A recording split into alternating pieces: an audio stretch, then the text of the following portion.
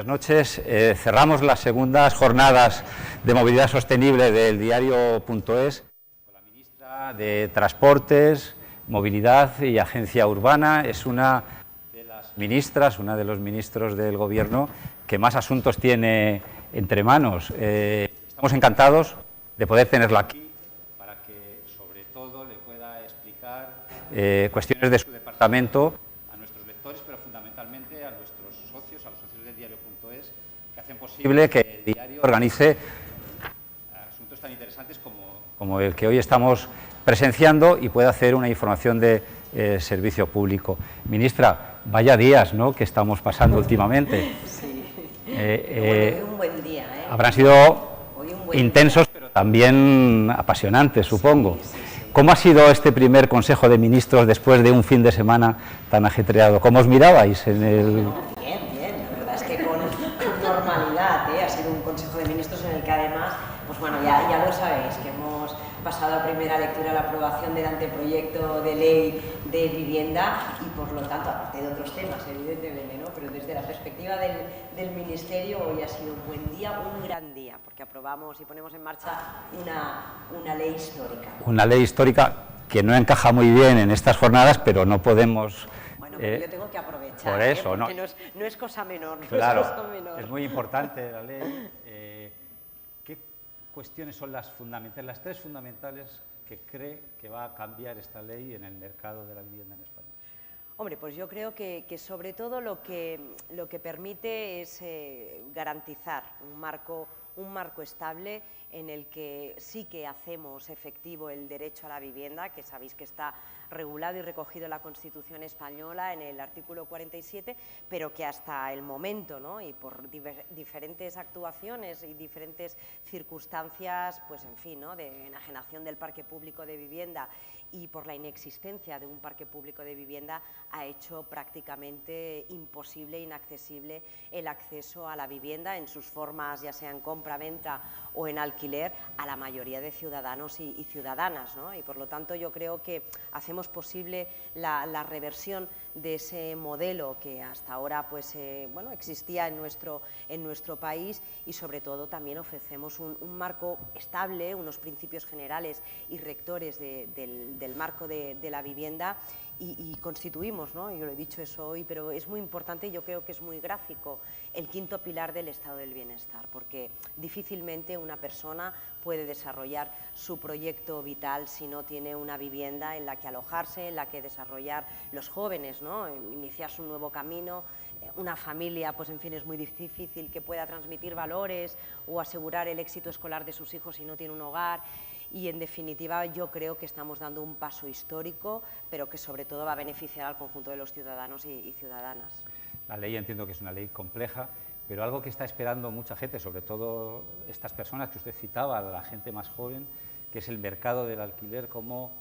se aborda desde esta nueva ley?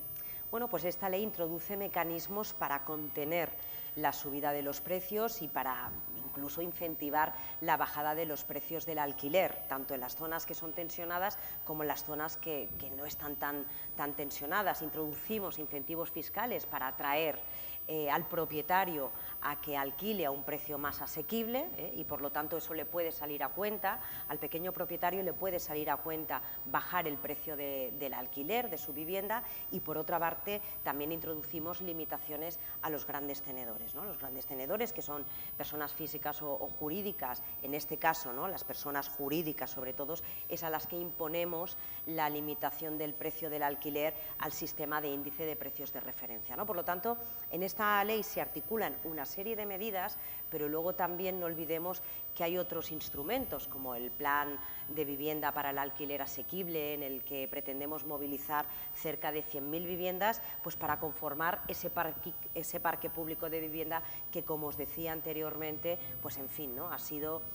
enajenado, ¿no?, y ha sido despatrimonializado por parte de actuaciones de instituciones públicas que en otros momentos pues incluso enajenaron ese parque público de vivienda, ¿no? Por lo tanto, operamos desde el instrumento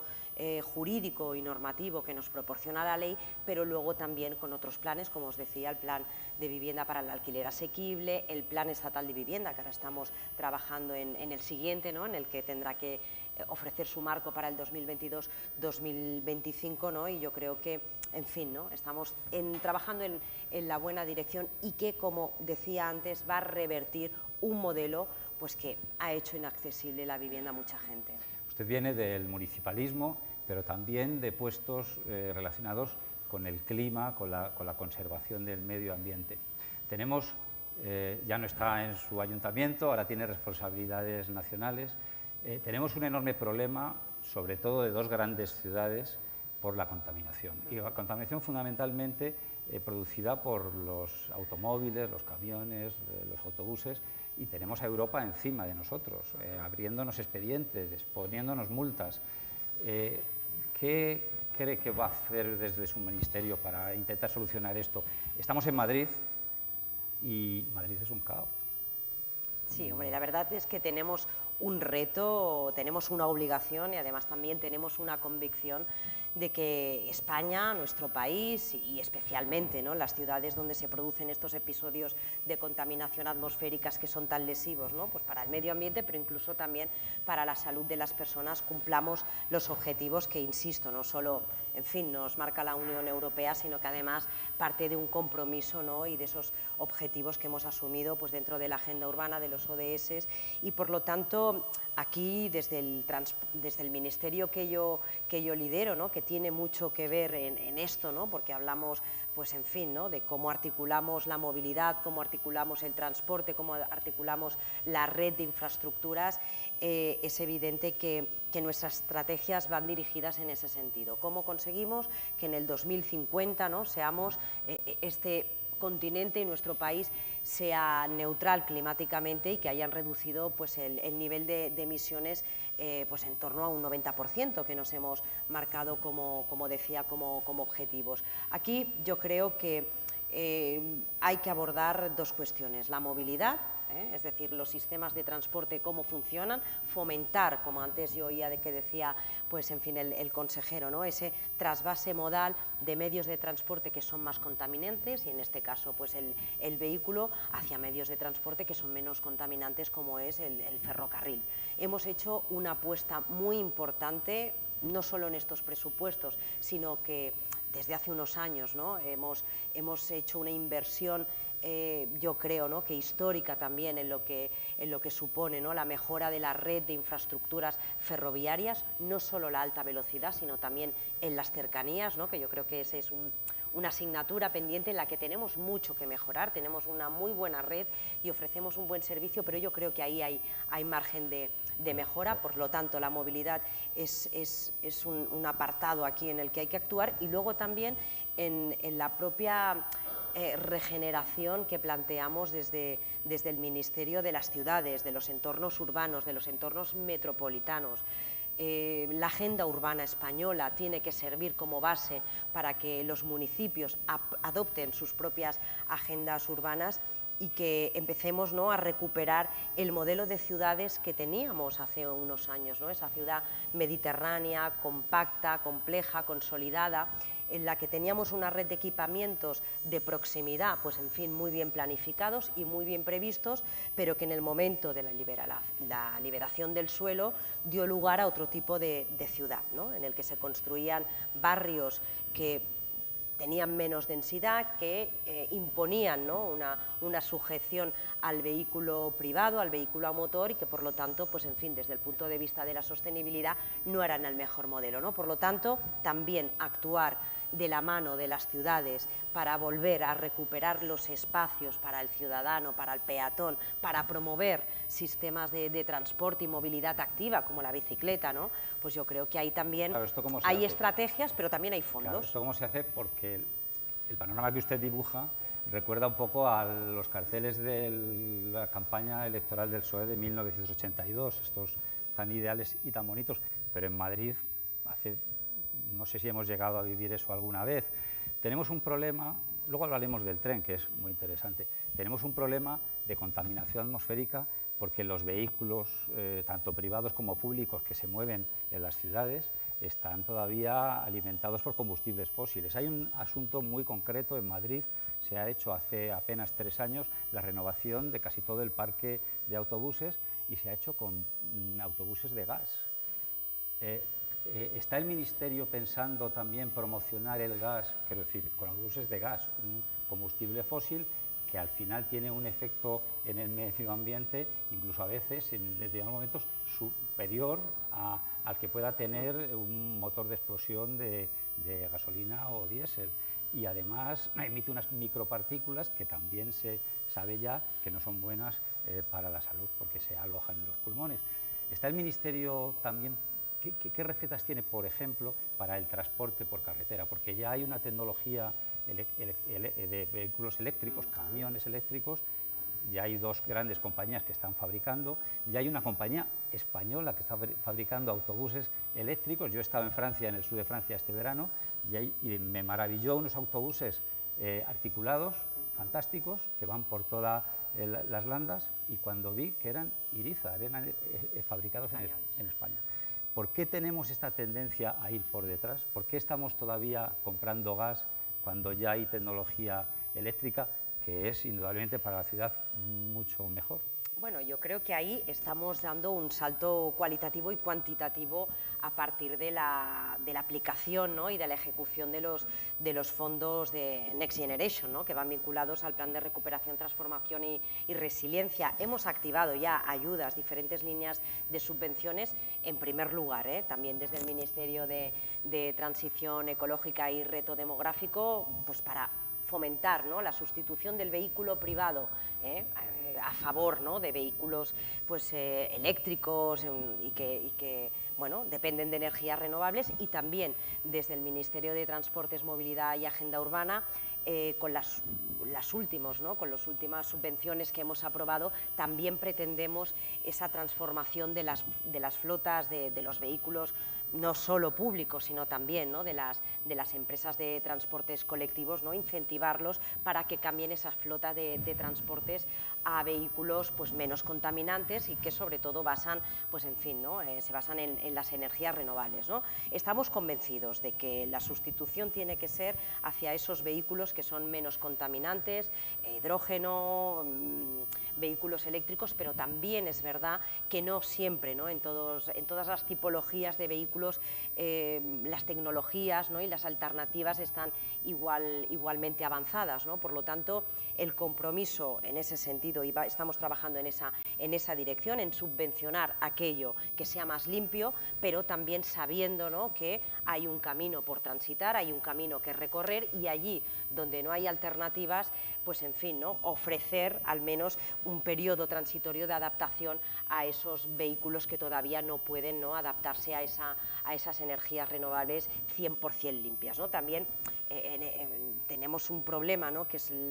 la carencia, ¿no?, todavía de la existencia de certificados de origen, ¿no?, de la energía, es decir, puede ser un vehículo, pues en fin, ¿no?, que no tiene ese certificado, ¿no?, porque nosotros no tenemos todavía ese certificado puesto en marcha, pero que sí, ¿no?, por otra parte es un sistema más limpio que no el de los combustibles fósiles, ¿no? Por lo tanto, hay que dejar ese margen, yo creo, ¿no?, de adaptación, pero desde luego que cuando hay alternativa tiene que ser el vehículo menos contaminante el que se subvencione y el que tenga que sustituir a aquellos que son más contaminantes. Se hablaba del tren hace un momento, también en algunas de las mesas se ha hablado del tren. Ha tenido como ministra su primera huelga hace unas semanas del sindicato de maquinistas de Renfe, que pedían varias cosas, pero fundamentalmente que se aumentase el número de maquinistas, que se generasen plazas para cubrir determinados servicios, y también que volviesen determinadas líneas que con motivo de la pandemia se habían dejado de cubrir. Le quiero preguntar por un asunto muy concreto relacionado con los trenes nocturnos. Usted sabrá que en Europa hay un gran movimiento para fomentar los trenes nocturnos. Hay una compañía austríaca que tiene ya bastantes líneas que unen ciudades de 6 países diferentes con trenes nocturnos de última generación. Es un proyecto que intenta competir con el avión en determinadas rutas, aprovechando que se pueda dormir en el tren, algo que antes era muy romántico, sí,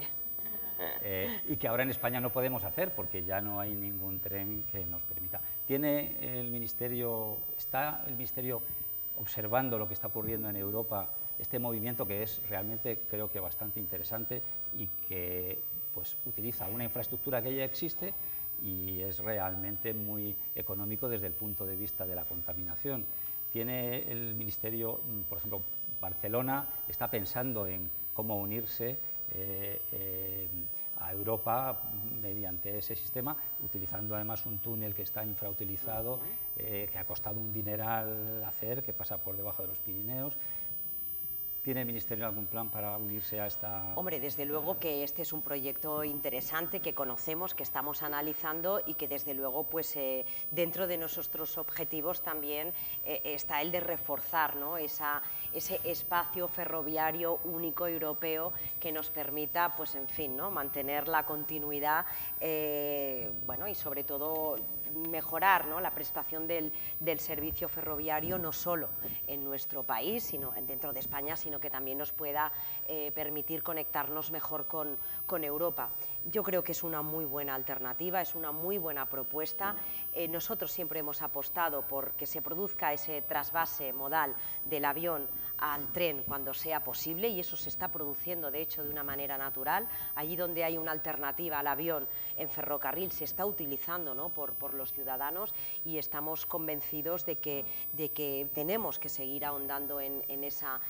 dirección, y por eso los presupuestos de este año 2022 pues, prevén una dotación para el ferrocarril muy importante, más de 6.500 millones de euros para las infraestructuras ferroviarias, para el conjunto de la red convencional, cercanías, la alta velocidad, y sobre todo pues, yo creo que eso es una muestra de que una de las claves para conseguir que la movilidad sea más eficiente, sea más sostenible, sea segura, pasa por ese trasvaso modal de otros medios de transporte, el avión, por ejemplo, pero también, insisto, del transporte del vehículo a motor hacia el ferrocarril, no solo de viajeros, sino también de mercancías, que aquí tenemos una asignatura pendiente, ¿no? Todavía el transporte de mercancías se hace principalmente por carretera. Es muy contaminante, aparte de la degradación que produce en nuestro sistema de carreteras, en la red viaria, y por lo tanto ahí también tenemos que conseguir ese trasvase, el transporte de mercancías de la carretera al ferrocarril. Allí, y acabamos con el tren, hay dos reclamaciones, tanto de Cataluña, que quiere que se le trasvase totalmente la gestión, no solo la gestión, que ya la tiene, sino la propiedad de todo el sistema de cercanías, y el País Vasco también está entrando en esa puja. ¿Qué va a hacer el Ministerio? Bueno, nosotros ahora, evidentemente, la titularidad de la competencia es de la Generalitat de Cataluña, que lo es desde hace ya unos años, y lo que estamos ahora, en fin, negociando, analizando con la Generalitat de Cataluña es cómo se puede producir la transferencia de los recursos económicos, es decir, en la actualidad se produce, ¿no?, dijéramos, una anomalía, porque es el Ministerio el que paga a Renfe por la prestación del servicio del que es titular la Generalitat, ¿no? Nosotros lo que estamos intentando ahora acordar en este primer término con la Generalitat es cómo hacemos el traspaso de los recursos directamente a la Generalitat, para que sea la Generalitat la que pague, pues en fin, ¿no?, esos recursos, ese dinero al operador que es Renfe en este sentido, ¿no? Yo creo que primero hay que solucionar cómo se produce esa transferencia de los recursos económicos a la comunidad autónoma, y después, pues en el marco, ¿no?, de las comisiones bilaterales que se establecen, ¿no?, de negociación, de traspaso de competencia, donde se tiene que analizar con mayor detalle si ese traspaso de las competencias se realiza, en qué marco, ¿no?, es decir, en qué momentos, en qué plazos, en qué marcos, ¿no?, cuáles son los traspasos que se hacen de las infraestructuras, de infraestructura no, en ese caso de los trenes, del personal, pero insisto, no es el tema en el que ahora nos estemos centrando desde el Ministerio. En el Ministerio ahora estamos centrándonos en cómo podemos realizar ese traspaso de los recursos económicos a la Generalitat de Cataluña. ¿Y con el País Vasco? Lo mismo, estamos igual, Nuestro modelo es el de, en fin, ¿no?, analizar, ¿no?, desde los foros donde corresponde analizarlo, ¿no?, que es en esos foros en los que hablamos del traspaso de las competencias, ¿no?, pero sobre todo garantizando al final, que es lo que nos preocupa, que el servicio que se presta al ciudadano es el mejor servicio, y desde luego también yo creo que sería deseable, ¿no?, garantizar que Renfe, que es un buen operador de la red ferroviaria pudiera también, ¿no?, participar en esa prestación del servicio en el caso hipotético que se produjeran esos traspasos de las competencias en su totalidad. ¿Esto entrará dentro de la negociación de los presupuestos con el PNV? Bueno, ahora estamos hablando de todo, estamos en ese periodo, ¿no?, de debate y de negociación de los presupuestos. Siempre se puede hablar de todo, ¿no? Eso no quiere decir que necesariamente pues al final se lleguen a puntos, ¿no?, de acuerdo, pero se habla de todo, ¿eh? Yo creo que además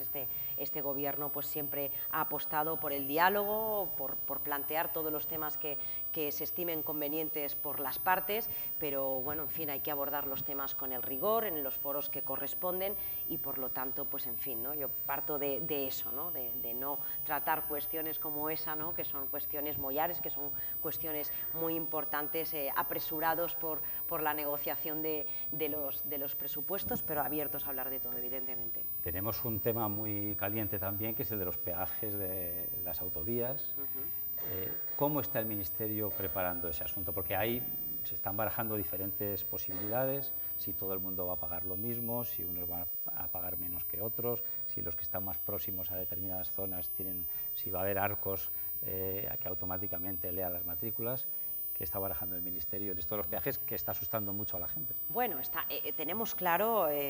por otra parte, que estamos hablando de un fin, ¿no?, de introducir un cambio estructural, ¿no?, un cambio y un sistema que es novedoso, pero que por otra parte es necesario, ¿no? Yo creo que a nadie se le escapa que tenemos una red viaria que es necesario mantener, que hoy en día mantenemos con cargo a los presupuestos generales del Estado, es decir, lo pagamos todos, utilicemos la red viaria o no la utilicemos, ¿no? Y por lo tanto se produce ahí un desajuste, ¿no?, que al final, en términos comparativos con lo que pasa también en el resto de Europa, pues en fin, no demuestra, y yo creo que es claro, que no es un sistema sostenible, que no es un sistema, ¿no?, que nos permita, yo creo, que ofrecer,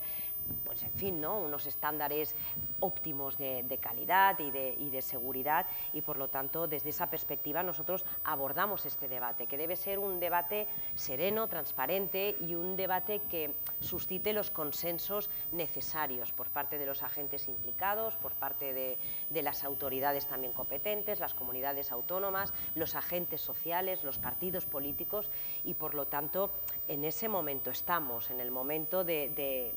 analizar, y yo creo que también de hacer pedagogía al ciudadano, ¿no?, de que es necesario plantear pues es un sistema más justo de mantenimiento de nuestras infraestructuras y que por lo tanto hay diferentes modelos que existen, ¿no?, tampoco hay que inventarse nada, hay diferentes modelos que existen, pero para nosotros es importante que sea un sistema justo, que sea un sistema público, que sea un sistema progresivo, ¿no?, y que al final corrija desequilibrios territoriales que se han producido hasta el momento, ¿no?, porque el sistema de peajes, pues en fin, ¿no?, nos ofrecía un mapa de desequilibrio territorial, territorios, comunidades autónomas que tenían peajes muy altos, muy prolongados en el tiempo, otros menores, ¿no?, y por lo tanto yo creo que esto es una buena manera de introducir ese equilibrio, pero también de asegurar un correcto mantenimiento de la red viaria. ¿Y eso está en la agenda para hacerlo en esta legislatura? Eso está en la agenda de presentar las líneas generales de cuál tiene que ser ese sistema, y eso estará en la agenda y se aplicará, insisto, cuando reúna y cuando seamos capaces de conseguir ese consenso que es necesario y que para nosotros, pues en fin, no es obviable, que es el de ese consenso con los agentes sociales, económicos, territoriales y con los partidos políticos, ¿no? Yo creo que aquí, ¿no?, incluso el Partido Popular, que ahora lo critica, ya planteó en su día un modelo parecido, había estudios que se habían planteado también, Unidas Podemos, ¿no?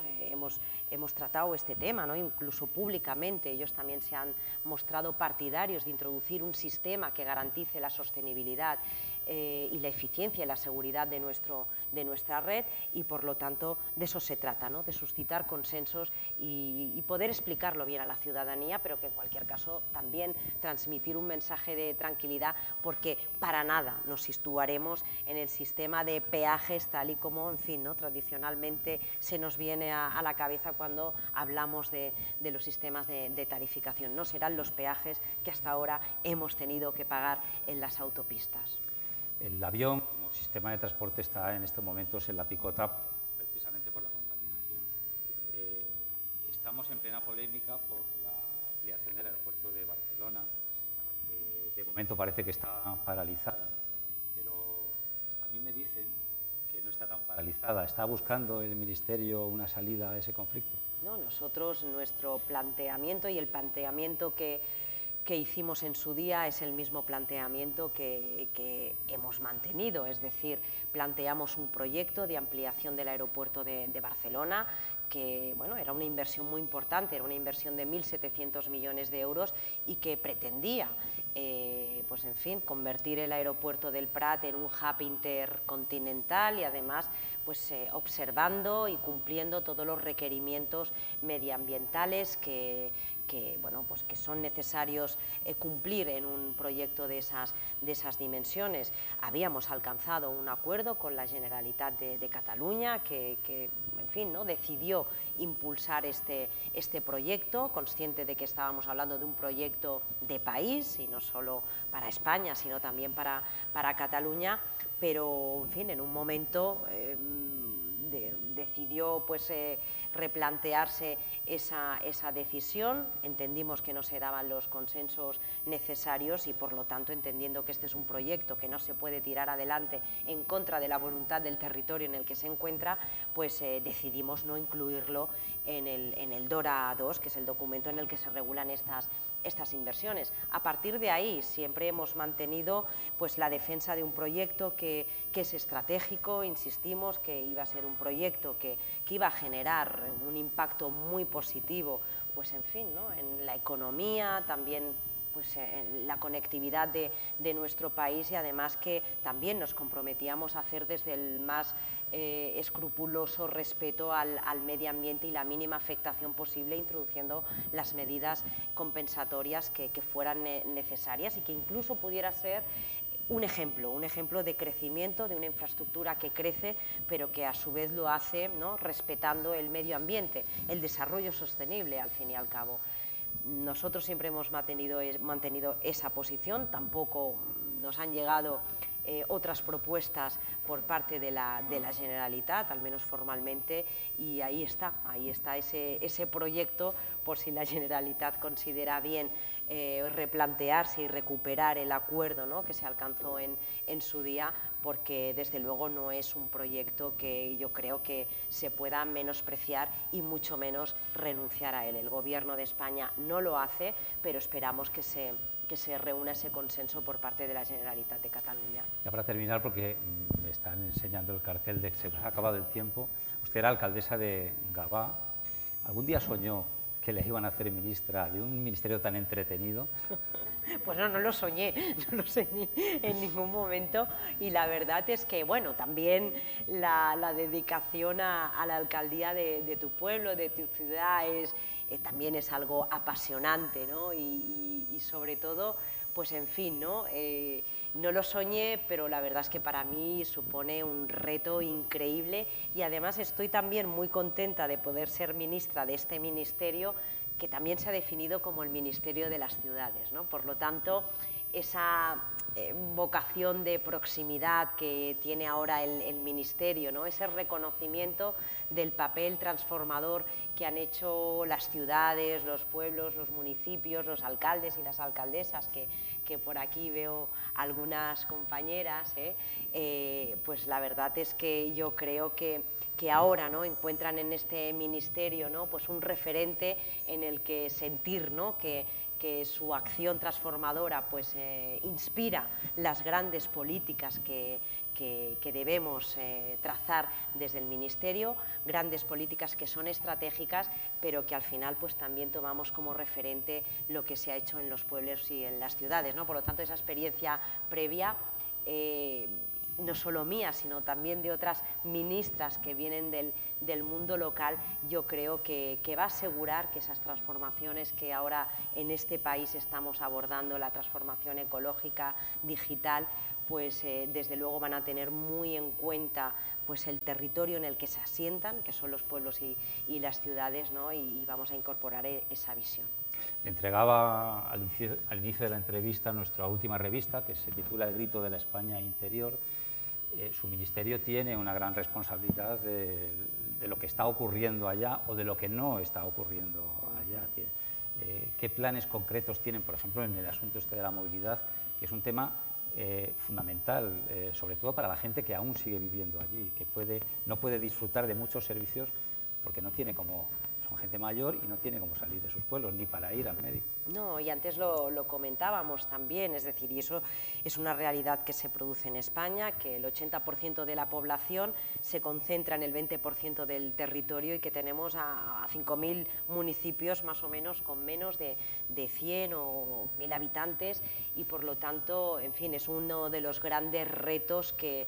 también dentro de las estrategias del Plan de Recuperación, Transformación y Resiliencia abordamos desde el Gobierno de España. El trabajo que se está haciendo desde el Ministerio de Transición Ecológica y Reto Demográfico es indiscutible, pero bueno, ahí trabajamos muy coordinadamente porque es verdad, la movilidad tiene mucho que decir en ese sentido y la movilidad entendida como el derecho del ciudadano a poder desplazarse pues donde necesita, a su lugar de trabajo, a su lugar de estudio, para poder tener acceso pues, a diferentes equipamientos. La movilidad tiene mucho que ver en eso, el transporte tiene mucho que ver en eso, las infraestructuras tienen mucho que ver en eso, pero al final las infraestructuras y el sistema de transporte es el instrumento. Y no solo tenemos que pensar en un sistema de transporte, en un modo de transporte que deba ser necesariamente el ferrocarril. Hay otros sistemas de transportes, ¿no? Pues como por ejemplo, el vehículo eléctrico, ¿no? El vehículo eléctrico a demanda, que puede servir para responder a esas necesidades de movilidad de la población de los entornos rurales, de los entornos menos despoblados y que además suponen una movilidad mucho más eficiente y sostenible, es decir, el ferrocarril es sostenible y es eficiente cuando tenemos trenes llenos, ¿no?